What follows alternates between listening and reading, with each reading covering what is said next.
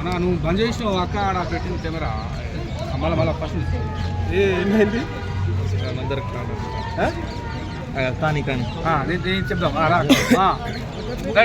తీసుకో చెప్పు చెప్పు అక్క ఒక్కటో చూసినా ఇప్పుడు ఇవాళ చూసిన అక్క అమ్మ తోడు ఏం టైలర్ అక్క ఆ టైలర్ చూస్తే నువ్వు చూడలేను కూడా ఎగిరిపోతావు పైకి గాలికి ఇట్లా లేకపోతే పైకి పోతుండే అక్క ఆ రౌడీలు ఆ గుండగాలు ఉంటారు ఇంత పెద్ద పెద్ద లడ్డు గుండగాలు ఇట్లా పోతే పైకి పోతున్నారు ఇట్లా పోతే కిందికి వస్తున్నారు ఆ కుర్చీ పోతుంది అమ్మ తోడుగా మారుతు డైరెక్టర్ ఒక్కొడిగా నువ్వు బుడ్డ సినిమాలు తీసా పిచ్చి పిచ్చి సినిమాలు తీసా ఈ రోజుల్లో ఆయన పిచ్చి పిచ్చి సినిమాలు తీసాడు అక్క ఆడు ఇదేంది పిచ్చి సినిమాలు తీసా ఏదో పెద్ద పెద్ద సినిమాలు తీసి వచ్చాడు కొద్దిగా మన ప్రభాస్ అన్న రెస్ట్ తీసుకొని ఏదో టైంపాస్ సినిమా తీసుకునేమో అనుకున్నా కానీ ఓ కోడిక బీజము తమన్నా అయితే మెన్సారం సాగే కొడుతుండే ఆయనకి మ్యూజిక్ భారతదేశంలో నెంబర్ 1 మ్యూజిక్ డైరెక్టర్ ఆయన ఓకే ఆ యాక్టింగ్ ఓ కోడిక ఏం యాక్టింగ్ అన్నా దిమ్మ తిరిగిపోవాలి 100%. సినిమా రిలీజ్ అవ్వగానే థియేటర్లు కాలిపోవడం పక్క. ఇంతకుముందు ఎంత వసూలు చేసిందన్న బాహుబలి 18 కోట్లు 1800 ఒకటో రెండో ఒక 3000 కోట్లు కదా. రాజా సాబు ఇప్పుడు దురంధర్ ఏదో సినిమా ఉంది కదా 21 రోజుల్లో కలెక్ట్ చేసింది.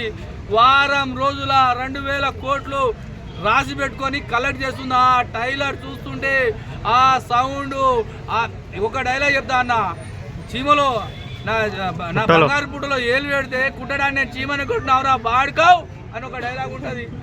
ఒక్కొడిక డైలాగ్తో చచ్చిపోయినాక నేనైతే ఆ ఫోన్లో చూసినా కాబట్టి బతికిపోయినా.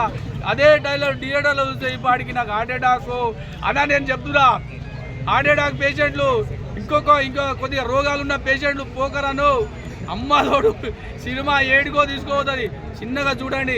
ఇంట్లో పెట్టుకొని ఓటీటీ మా అయిపోమా అన్న లేడు రవణ మా అన్న లేడు. దయచేసి సత్యనారాయణ సారు మా అన్నను రిలీజ్ చేయండి. రాజా సాబ్ సినిమా ఫ్రీగా చూపిస్తాడు. ఎంత పెడతాడో నాకు తెలియదు. ట్రైలర్ చూస్తేనే వాళ్ళు 2000 టికెట్ పెట్టేటట్టు ఉన్నారు. అమ్మతోడు ఈ సినిమా హిట్ అవుతుంది.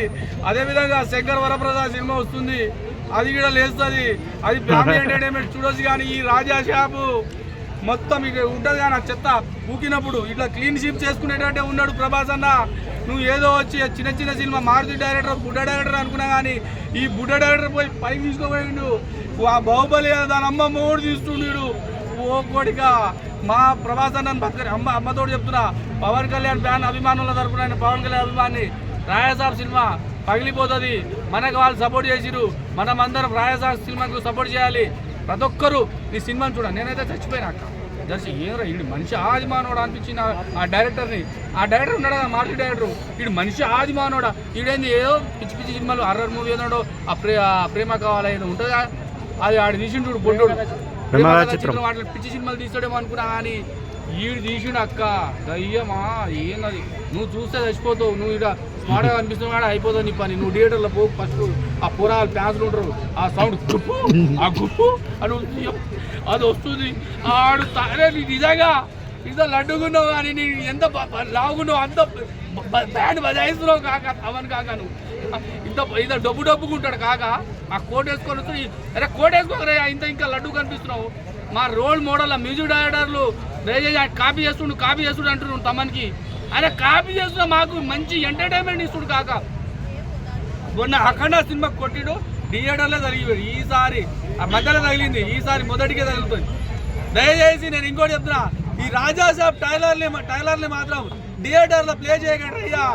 ముందు తగలబెడితే మళ్ళీ నెక్స్ట్ మాకు సినిమా వస్తుంది. ఆ సినిమా చూడడానికి థియేటర్లు కావాలి అని వినిపిస్తుంది. సినిమా ఆ టైలర్ అదిరిపోయింది, సినిమా మాత్రం ఇంకా అదిరిపోబోతుంది.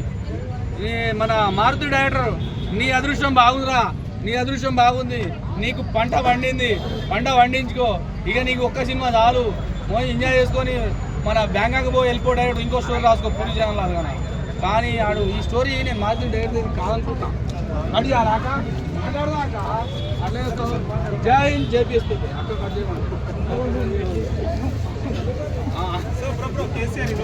కేజీఆర్ రా